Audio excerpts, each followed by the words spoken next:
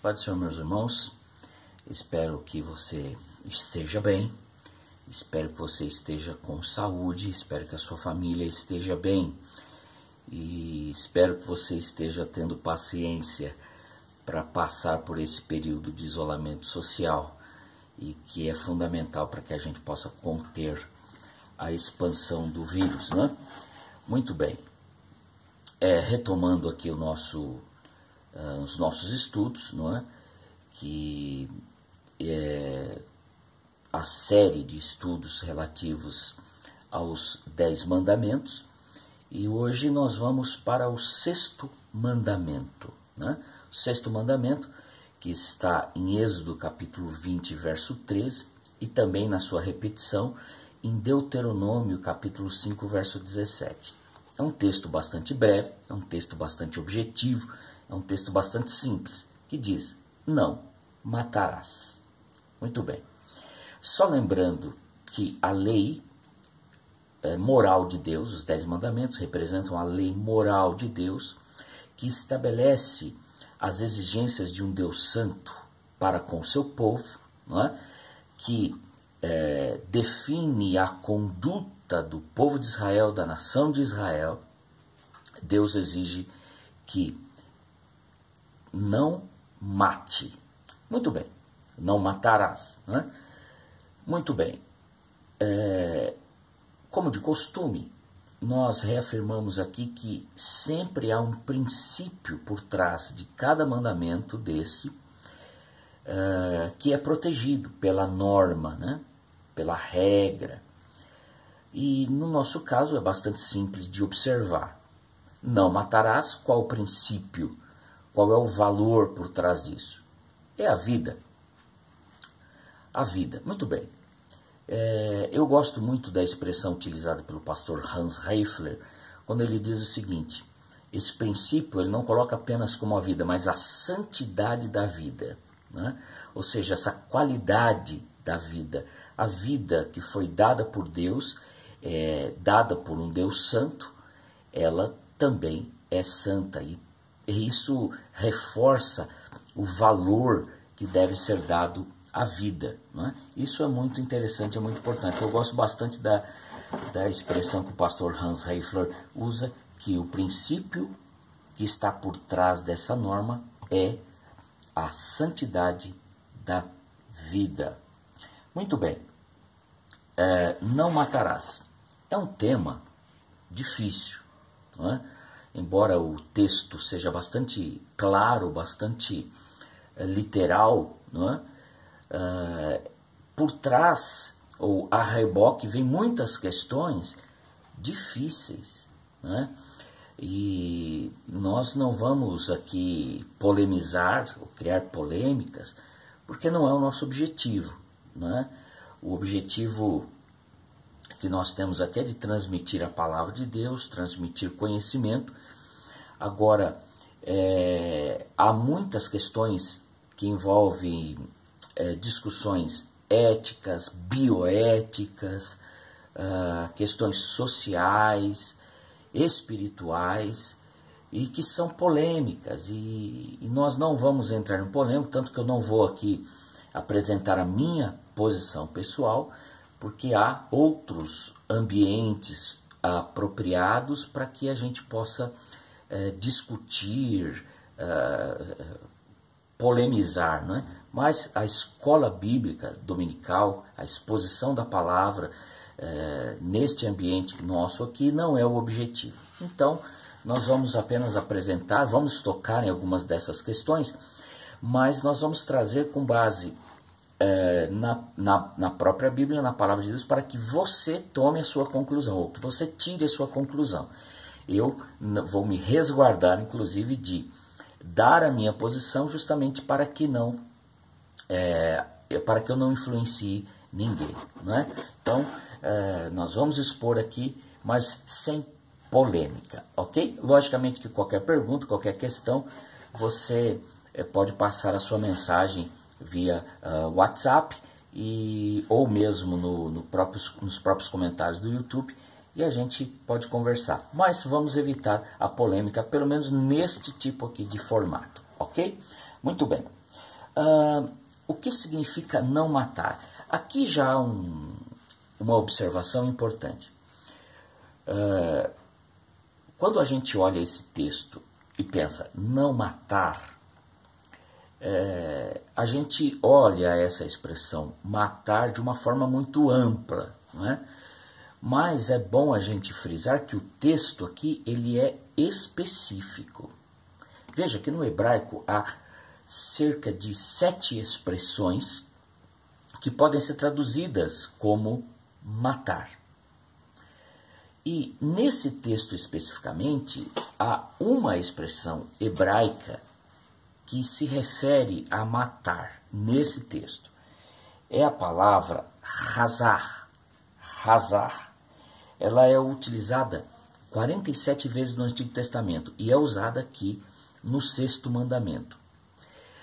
Nós podemos traduzir essa palavra por assassinar, não é? Seria uma tradução próxima, uma tradução possível, né? Então, a gente poderia dizer o seguinte, que aqui refere-se ao homicídio doloso, que nós vemos hoje na lei, inclusive, né? Ou seja, o homicídio, ou seja, matar alguém com intenção, ou seja, o sujeito vai e mata alguém com a intenção de matar aquela pessoa, não é?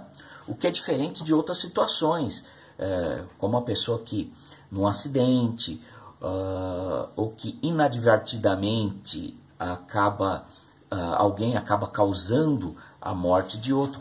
Não é esta a situação aqui. Aqui refere-se especificamente ao assassinato, ou seja, matar alguém intencionalmente. Ok?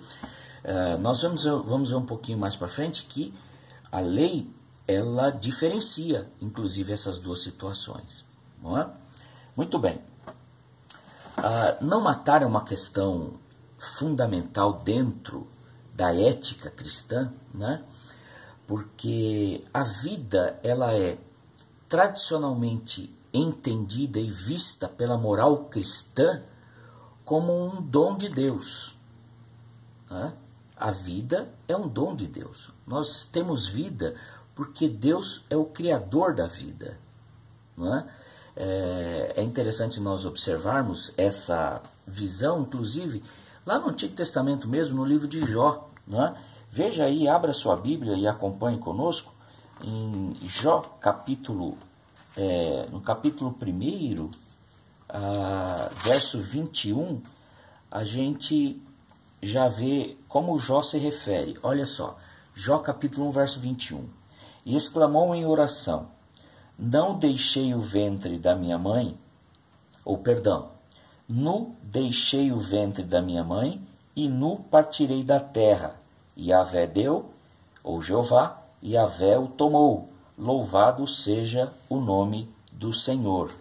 E ainda em Jó, capítulo 33, verso 4, a Bíblia diz assim, o Espírito de Deus me fez, e o sopro de Shaddai, o Todo-Poderoso, me proporciona vida. Muito bem, a vida é tradicionalmente vista na moral tradicional, na ética tradicional cristã, como um dom de Deus, né?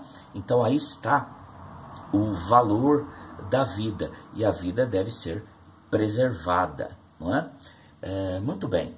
Agora, nesse texto aqui, nós acabamos enfrentando diversas questões que são polêmicas e que trazem para nós cristãos muita dúvida, não é? Então, como eu disse já no início, eu vou aqui expor algumas questões, mas não vou dar a minha posição com o objetivo de não criar polêmica, não é? Muito bem, então, não assassinar, então não matar alguém intencionalmente. Então, isso, nesse ponto, o texto é claro, ou seja, eu, como cidadão, como pessoa, não devo matar ninguém, não devo ter como objetivo tirar a vida de ninguém. Isso é uma afronta clara, evidente, e que está expressa aqui, facilmente de entender no texto sagrado. Não é? Agora, questões mais difíceis, envolvendo essa questão, envolvendo esse valor, a santidade da vida no texto bíblico, na regra da lei moral de Deus. Então, a primeira questão fica a seguinte: e a pena de morte? A pena de morte. Veja, porque é fácil nós entendermos que eu, como cidadão, não devo atentar contra a vida de ninguém, que, aliás, é um crime, não é, no nosso país. Mas quando isso envolve as autoridades, a pena de morte, como é que fica? Aí já começam as grandes dificuldades e as grandes discussões éticas, bioéticas, sociais, espirituais, envolvendo o cristão. Né? O cristão deve ou não deve apoiar a pena de morte? Nós temos posições diferentes em relação a isso. Há alguns que dizem que a pena de morte deve ser aplicada, outros dizem, não, o cristão jamais poderia apoiar uma coisa dessa. Né? É bom a gente colocar de início que lá em Israel, a pena de morte para quem matasse alguém era válida. E havia inclusive uma diferença em relação àquele que tirava a vida de alguém inadvertidamente, ou seja, por imprudência, alguma coisa assim, ou de forma acidental, não é? Então, na lei de Israel, e aliás esse é um dos argumentos utilizados por aqueles que defendem a pena de morte, é que na lei de Israel era permitida a pena de morte. Né? Vamos ver um exemplo bastante interessante, que a gente pode ver lá em Números, no capítulo 35, que quando havia um homicídio, aqueles seriam julgados, aqueles que cometeram homicídio. Né? E eles ficavam, Israel separou 6 cidades que eram chamadas cidades de refúgio. Então, se alguém matasse alguém, ele era conduzido para essa cidade de refúgio. Então ninguém poderia vingar-se daquela pessoa até que ela fosse julgada. Então, se ela fosse julgada e aquele homicídio cometido por ela não tenha sido intencional, ele ia ficar vivendo nessa cidade de refúgio até o final da vida do sacerdote. De outro lado, se aquele assassinato, se aquela morte configurasse um assassinato, aquela pessoa que cometeu homicídio era morta. Vamos conferir lá na Bíblia. Então, Números capítulo 35. Você pode ler, acompanhar com mais calma todo o capítulo, mas nós vamos pontuar alguns para que nós possamos otimizar o nosso tempo. Né?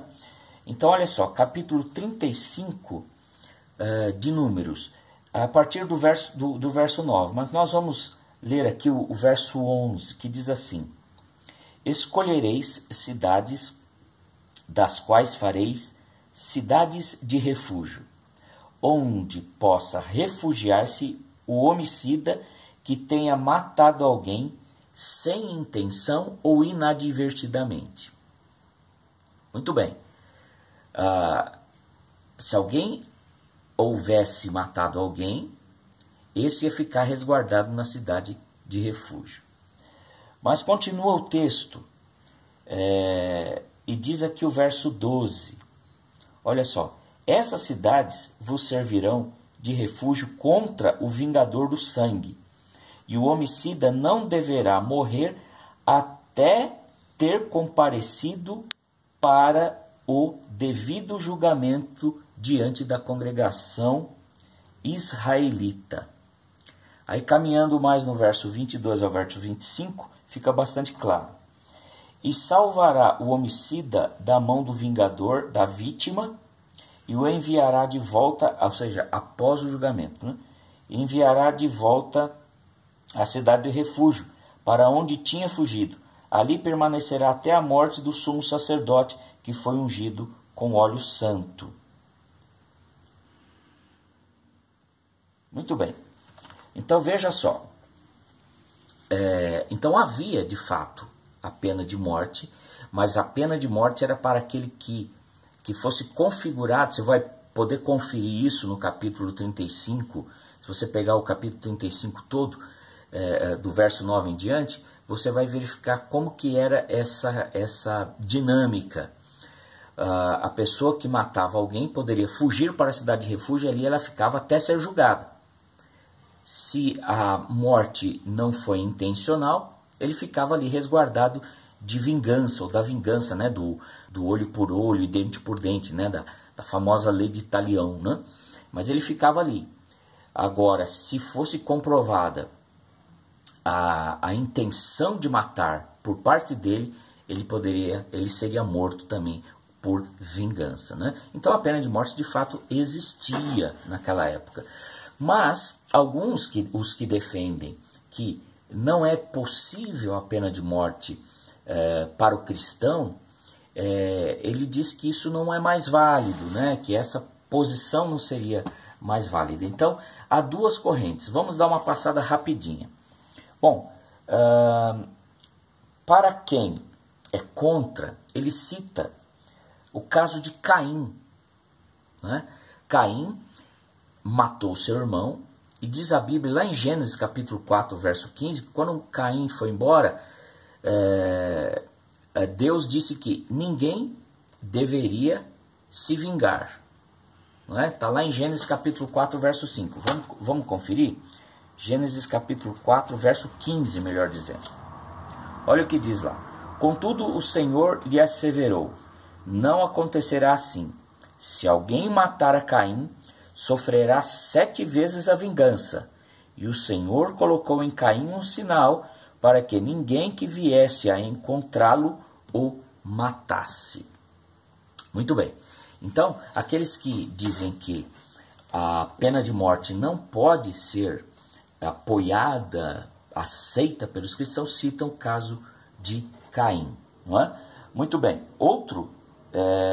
Outra passagem que está lá em João, no Evangelho de João, capítulo 8, verso 11, refere-se à mulher adúltera, em que Jesus, diante da situação que ocorreu ali com a mulher adúltera, em que os judeus iriam apedrejar aquela mulher, Jesus, depois que teve ali um encontro com aqueles todos lá, eles queriam saber qual ia ser a posição de Jesus, e Jesus diz para a mulher assim: onde estão aqueles que te condenam?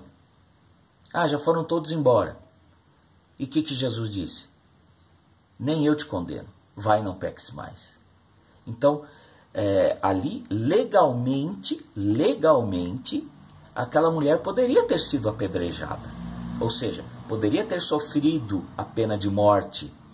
Mas Jesus não permitiu. Ele disse: vai, não peques mais. Então eles se baseiam nesse texto também, certo?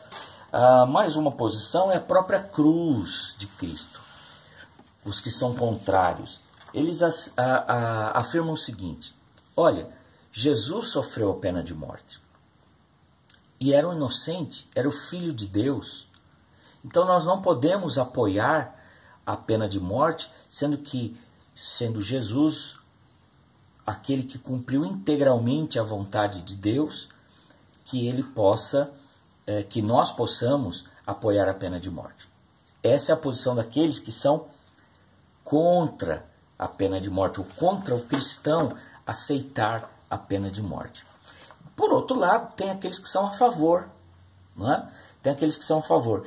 E eles citam, por exemplo, o próprio caso de Caim, que nós citamos aqui. Enquanto uns dizem que Deus impediu que alguém matasse Caim, o mesmo versículo, segundo aqueles que apoiam, o mesmo versículo autoriza a pena de morte, porque diz que se alguém matasse Caim, sofreria 7 vezes a pena, ou a vingança.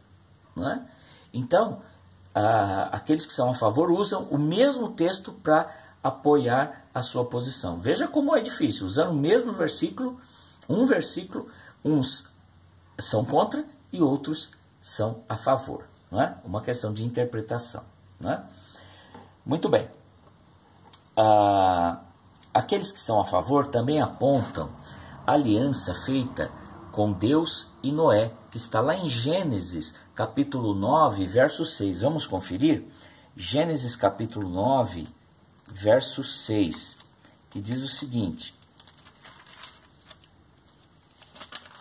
Gênesis, capítulo 9, verso 6. Quem derramar o sangue do ser humano, pelo próprio homem, seu sangue será derramado, porquanto a imagem de Deus foi a humanidade criada. Não é? Então, aqueles que são a favor da pena de morte se baseiam também na aliança que Deus fez com Noé. Não é? Ou seja, após o dilúvio, em que aquele povo foi exterminado, não é? E Deus salvou apenas Noé, sua família e aqueles casais de animais, não é? E agora, a partir Deus faz uma aliança com Noé, e nessa aliança, Deus permite a pena de morte, segundo a visão daqueles que apoiam. Não é? Também é citado lá no capítulo 7 do livro de Josué, o caso de Acã. Né? O caso de Acã, que reteve consigo ali alguns despojos, não é? E por isso o povo de Israel acabou sofrendo, e Josué pega Acã e toda a sua família e executa aquela família. Você pode conferir lá no capítulo 7 de Josué. Então, mais um argumento no sentido de que é possível, né, a pena de morte. Né? E na própria lei de Moisés, como nós citamos aqui no capítulo 35 de Números, não é? E também o caso, já lá no Novo Testamento, citando o caso de Ananias e Safira, né? Que também mentiram e foram punidos. Não é? Muito bem. Então, como eu disse anteriormente, eu não vou dar aqui a minha posição, mas estou aqui apresentando que muitos são contra e muitos são a favor da pena de morte. Né? Então, você tire a sua própria conclusão. Né? Outra questão bastante difícil quando se trata de matar, né? É o suicídio. Outra dúvida que nos traz muita angústia quando nós vamos pensar nesse caso. Né? Muitos, sobretudo do nosso segmento pentecostal, tradicional, né? Dizem que quem cometeu suicídio perde a salvação, né? Quem cometeu suicídio não vai ser salvo, né? E o suicídio, veja, é a autodestruição, né? A autodestruição. Será que quem comete suicídio perde a salvação? Será que Deus aceita aquele que se suicidou? Será que Deus perdoa aquele que se suicidou? Não é? É muito complicado. Né? Existe, veja, para a gente ampliar um pouquinho a visão, existe o suicídio chamado suicídio heróico. Né? É aquele que doa a sua vida por uma causa. Né? Como, por exemplo, os kamikazes, né? Que pilotavam os aviões japoneses e eles lançavam seus aviões contra os inimigos. E ele, evidentemente, aquilo era um suicídio porque ele matava ele mesmo. Esses homens bombas são chamados suicídios heróicos. Né? Existe o suicídio também voluntário. Né? Aqueles, por exemplo, que hoje já nem tanto, né? Mas antigamente, né? A moça que engravidou e por vergonha, a moça solteira, né? Por vergonha, não se aceita, se matava. Hoje em dia a coisa está bem mais liberal, né? Muito bem. Nós temos, por exemplo, os endividados, né?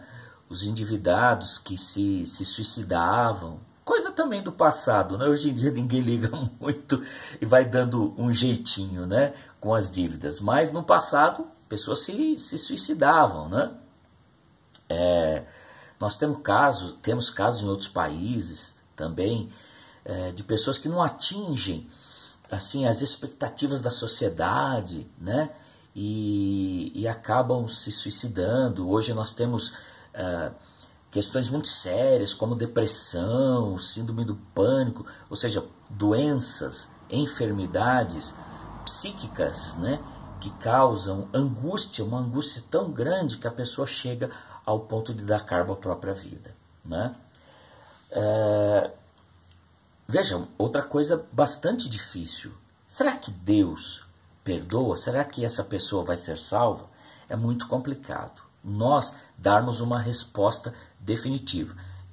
Muitas pessoas dizem e afirmam, não, Deus, isso daí é um pecado e é um pecado que Deus não vai perdoar. Outros pensam diferente. Não, olha, Deus vai perdoar essas pessoas. Por quê? Porque o suicídio foi uma válvula de escape. A pessoa não queria se autodestruir, ela queria escapar de uma situação, não é?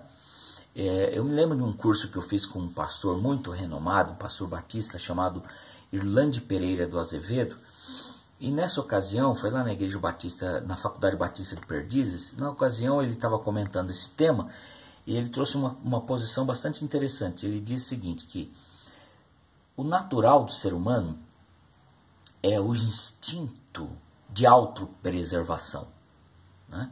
Então a pessoa que tira a própria vida, ela não está com as suas faculdades mentais regulares. Então, será que Deus puniria alguém que não tem, não está com a razão regular para poder, e que acabou tirando a sua própria vida, né? Será que Deus imputaria culpa sobre essa pessoa, né? É complicado. Outros não, são intransigentes. Não, olha, a vida é um dom de Deus. Deus deu a vida e ninguém pode tirar, nem a própria pessoa, né? Então, é uma questão que você tem que tirar a sua conclusão, a sua própria conclusão. Há alguns exemplos, veja, a Bíblia não utiliza essa expressão, né? Suicídio, né? Mas há casos no texto bíblico aqui de suicídio, alguns inclusive bem famosos, né? Bem conhecidos. Então, por exemplo, de Sansão, né? Lá em em Juízes capítulo 16, verso 30, o de Aitofel, que era o conselheiro de Absalão, lá em segundo livro de Samuel 17, 23, um rei de Israel cometeu suicídio, né? O rei Zinri, 1 Reis, capítulo 16, verso 18 e 19, né? Nós temos o caso de Saul, né?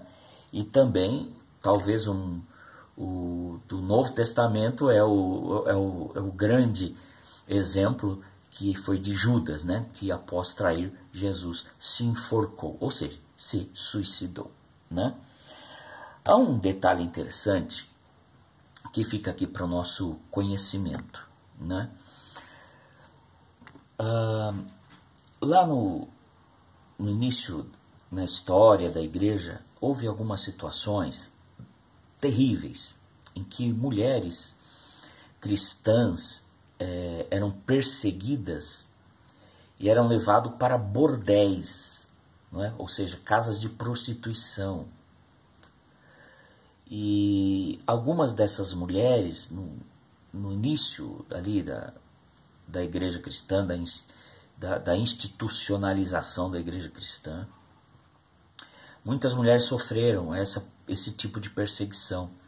E alguns pais da igreja, né, assim, então só para complementar, essas mulheres eram perseguidas e eram levadas para casas de prostituição. Então, para não serem levadas a isso, elas se suicidavam, elas se matavam, né?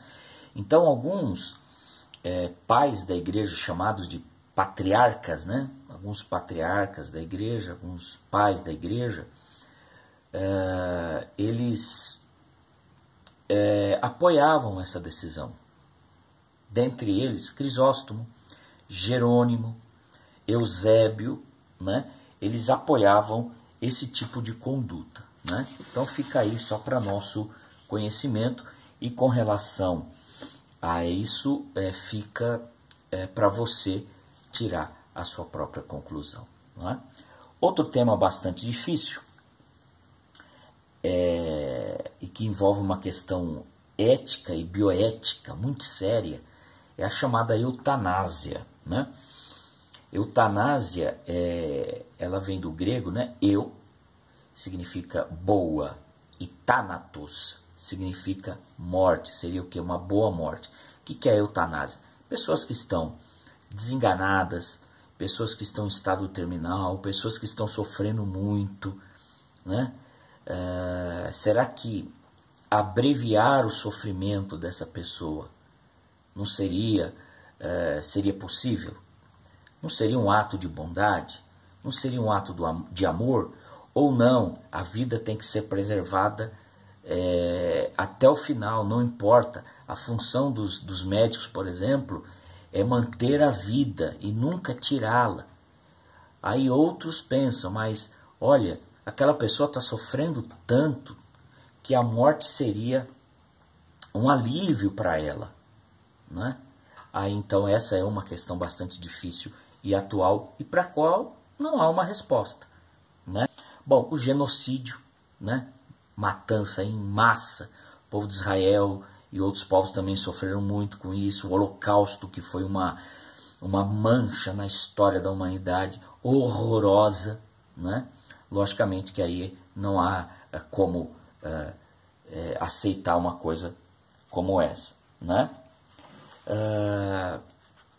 Só um detalhe interessante também que para a gente poder passar para os irmãos é que a lei brasileira, lá na Constituição do Brasil, no artigo 5º, inciso 47, a linha A, fica só para conhecimento, se o Brasil entrar em guerra declarada com outro país, estará permitida a pena de morte no caso de guerra declarada, né? Bom, só para nós finalizarmos aqui, e vendo como que o Novo Testamento nos traz aqui uma ampliação dos conceitos da lei, né? O próprio Senhor Jesus frisou muito essa questão de entender qual o verdadeiro sentido da lei, né? Jesus teve vários embates ali com os fariseus, principalmente, que a lei não era... as pessoas aplicavam a lei friamente, se esquecendo do verdadeiro sentido da lei, né? O que Deus, de fato, queria do seu povo, né? Então, lá em Mateus capítulo 5, verso 21 e 22, nós temos uma posição bastante interessante e um ensinamento bastante profundo que o Senhor Jesus nos traz. Então abra sua Bíblia, por gentileza, em Mateus capítulo 5, o verso 21 e o verso 22. Acompanhe aí como Jesus trata essa questão.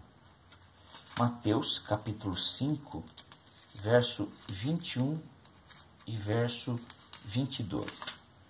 Olha só o que diz o texto.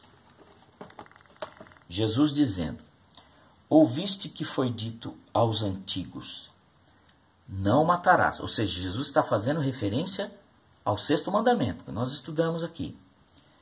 Não matarás, mas quem assassinar estará sujeito a juízo. Verso 22. Eu, porém, vos digo que qualquer que se irar contra o seu irmão estará sujeito a juízo.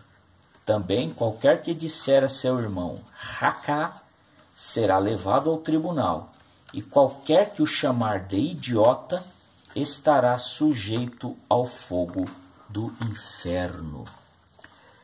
Esse texto é um texto bastante conhecido, e veja que raká era uma antiga expressão aramaica que era usado para se referir a pessoas de mau caráter, pessoas levianas, né?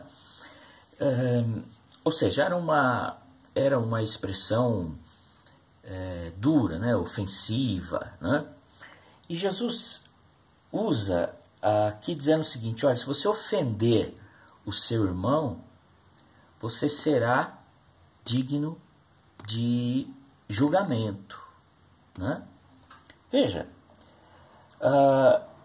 Jesus expande aqui o sentido da palavra, da lei, né? Olha, não matarás. Agora, veja que o ser humano é pecador, né? E o pecado, o mesmo pecado que leva alguém a ofender uma pessoa, é o mesmo pecado que leva alguém a matar alguém. Ou seja, aquele mau sentimento, aquele sentimento ruim, aquele coração mau, né? Repleto de ódio, de rancor.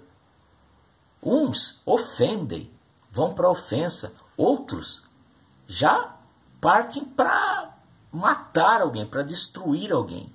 E Jesus repreende ali as pessoas porque, veja, entenda o sentido da lei, né? Entenda o sentido da lei. Diz: não matarás. Olha, só que aquele que ofender o seu irmão também será digno de juízo, né? Então, o que nós devemos sempre olhar? Qual é o sentido da lei? O que o Senhor quer de nós, né? Preservar o nosso coração, tirar qualquer sentimento de ódio, de rancor contra alguém. Ao contrário, nós devemos ter uma postura de amor, de perdão, porque assim é que o Senhor tem o seu coração voltado para nós. Amor, perdão e paz. Não matarás. Essa é a lei do Senhor.